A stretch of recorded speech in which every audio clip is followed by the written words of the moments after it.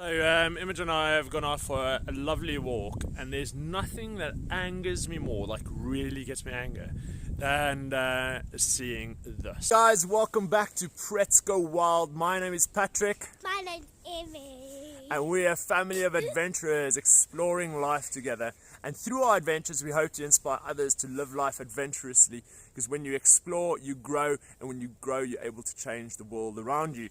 Now, unfortunately, we had to change our vlog plan for this week because, as you would have noticed in our previous vlog, we had said that we were going to do our hardest and most challenging vlog to date. But unfortunately, Bex and Riley aren't well, so they're at home at the moment trying to recover. So we've decided to postpone that challenge. But Immy and I went out for words, and we were enjoying these beautiful blue snowdrops, which is a little bit early for this time of the year, but they were absolutely beautiful. But then what did we find, Imogen? We found a poo.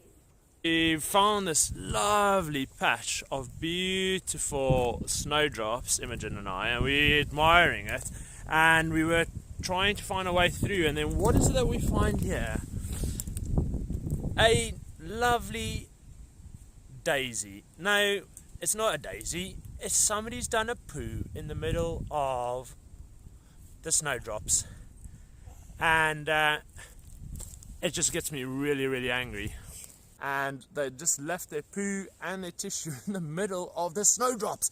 That is gross, man. So what are we going to do today, Imogen? We're not going to fall on the floor. We are going to teach the guys how to do a poo in the woods effectively. Okay? So this is and I can't believe this is our first how-to, but this is a how to do a poo in the woods without being gross and disgusting and spreading disease.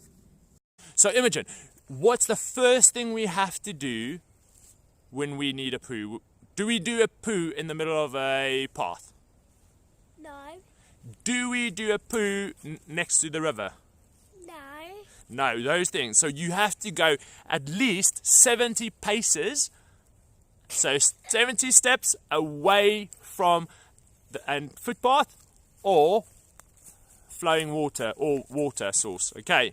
Otherwise, we contaminate the water or we spread our poo and our disease if people step in it.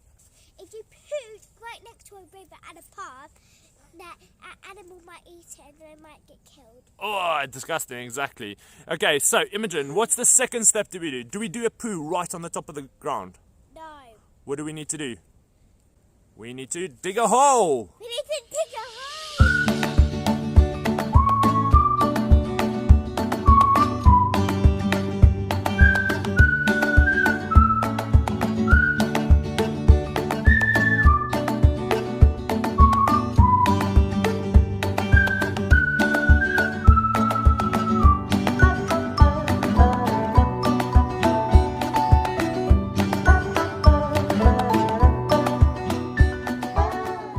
Okay, so to dig the hole, you can obviously, if you don't have a little trowel or a little spade with you, you can just grab a piece of stick and use the stick to kind of loosen the soil and dig into it. If you're going on longer treks and trails and things like that, and you know you're going to be out multiple days, I would always advise having a little trowel or a little spade in your bag in the bottom, something light, something like a really hard plastic one which you can get in garden centres and things like that, and it just makes digging a lot easier. So Imogen and I have just dug our little hole. We want to make sure that the hole is at least 6 to 8 inches deep and about 6 to 8 inches wide. Okay, you want a nice big target to aim for because we don't want you to miss the hole. Once you've dug it, you are now ready to do the business part of it. Now, if you are clever and you've got a stick like this, we've got quite a nice long stick, you can use it while you are squatting down to help you with your balance. And if you can notice me standing, I've got something to lean onto, and I want to make sure my legs are nice and wide so I don't kind of hit myself. Now Imogen, we're going to give Imogen a bit of privacy. She's going to do her business. Yes, you got to poo right in the hole. So we're just going to Imogen. What didn't you get in the hole? The wing. The wee. Okay. So aiming is a crucial part. If you feel like your aiming is going to be off, make sure you dig your hole bigger.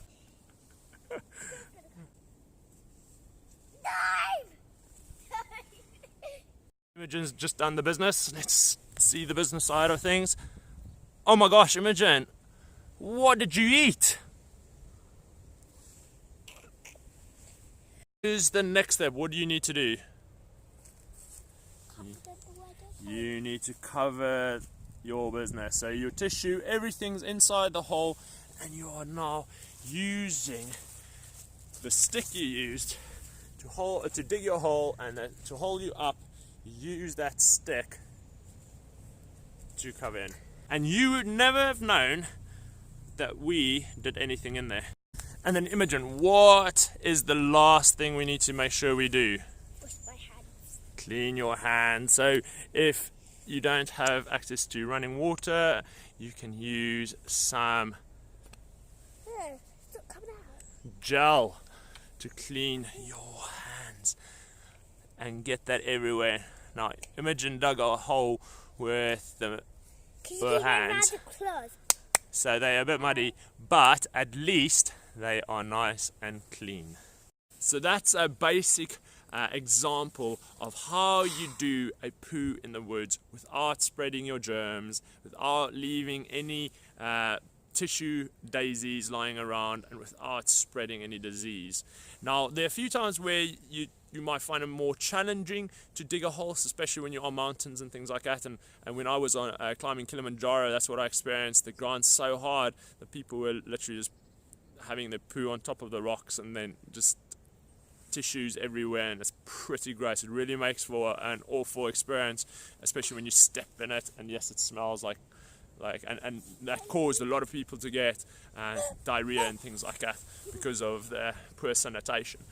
So make sure that if you need to do a doo-doo on the mountain, that you make as deep a hole as you can. You mean a poo? Do a poo in a hole, and if it's not very deep, then take a big rock and put the rock on top, so that once again animals can't get to it, so that nobody can step on it. Yes. And it just contains everything. And if you're with a large group of people, maybe have an area which is your loo area, where you all go and do your thing, so you're not everybody dotting poo around the mountain or wherever they go. Now our local woods isn't the only place experiencing poor sanitation. There's an estimated 2 billion people who don't have access to a safe or clean place to go to the toilet. Now I'm all for wild pooing and being one with nature, but I do love my toilet because it's safe, it's clean, and it's private. People who don't have access to it fall into this horrible cycle of getting diseases associated with poor sanitation, like diarrhea or cholera. They're then not able to work or go to school to be able to earn the money they need to buy the medicines they need, and ultimately it can lead to death.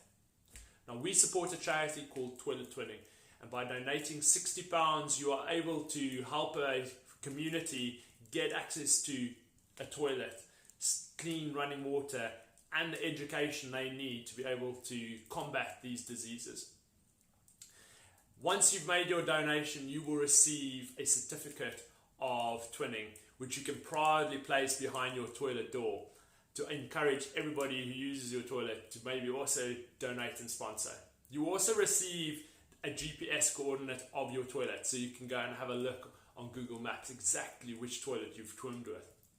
Now, I don't need to tell you guys how important having a toilet is. We use it every day, and who would have imagined going for poo could actually potentially help somebody else? So please guys, I'm going to leave the link in the description below.